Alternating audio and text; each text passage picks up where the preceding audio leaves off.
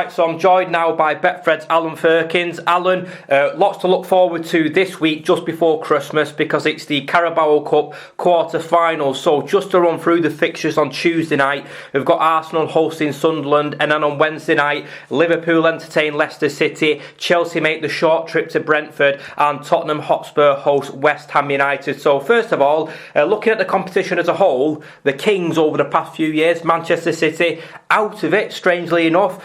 Who are you betting on, or who would you tip to win it this season? Oh, ask me a tricky one, why don't you, Mark? Thanks for that. Well, West Ham got rid of City. They ended City's recent domination, as you alluded to. They must have a bright chance. They've got a fascinating match on Wednesday at the Tottenham Hotspur Stadium. We go individual betting-wise for that match. Spurs 13-10. 9-4 about the draw, and 21-10 about West Ham, all 90-minute betting, of course. But in the outright market, West Ham are 13-2. Now, the outright market is headed by Chelsea, hardly anybody's form team at the moment. They're 5-2, and I wouldn't really be falling over myself to take that. They go to Brentford on Wednesday. Match prices for that one: Brentford 4-1, 11-4 the draw, 4-6 about Chelsea.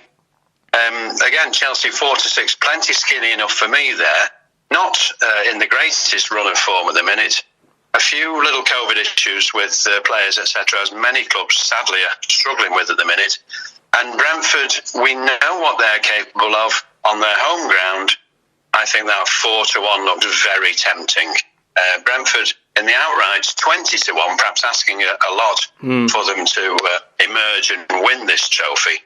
But I think that 4-1 against Chelsea on Wednesday looks very inviting for me. I don't know about what you think.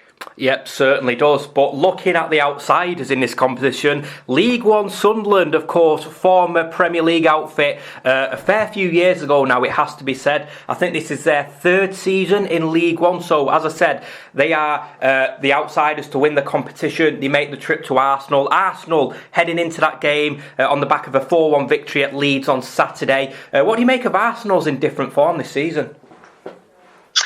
Well, that's very interesting, Mark. I think Arsenal have a really attractive tie for them in this instance. Sunderland are 66-1 outsiders, as you remarked upon there, for the whole tournament. And on Tuesday evening, we've got Arsenal at 1-6 to win this tie with Sunderland. 6-1 about the draw, 16's about Sunderland. Arsenal have, I think they've turned a corner, but we keep saying that, don't we, about them? They have a little trot of decent results, we think. Mikel Arteta is secure and he's got the team playing in the manner he wishes, etc.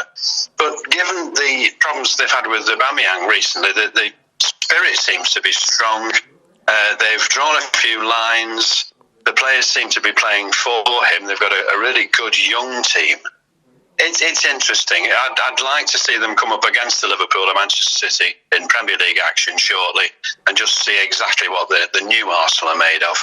But at the minute, they seem to be threatening to have turned that corner, and they should really see off Sunderland on Tuesday night. Yeah, absolutely. And Gabriel Martinelli scored 2 at Ellen Road in that 4-1 victory at Leeds on Saturday. He'll be hoping to continue his impressive form at the Emirates against Sunderland on Tuesday night. But just looking at the Liverpool v Leicester City tie, Leicester City obviously didn't have a game this weekend due to COVID. It was postponed at Everton. But Liverpool heading into this game on the back of a 2-2 draw at Tottenham. Did you watch that game, Alan? And if so, what did you make of it? I did, Mark. I thought it was a fantastic match. It was almost like a match from the past. More than one or two very tasty challenges, shall we say. Yeah. Goal action galore, one or two mistakes. It was fantastic for the neutral viewer, the non-committed. It was a brilliant Premier League game. I absolutely loved it. I'm not sure that the managers would have loved it. They'd be tearing their hair out, etc. But it was fantastic to view. Liverpool-Leicester, an absolute belter this. We see it. Liverpool 8-13, 3-1 about the draw, and 4-1 Leicester.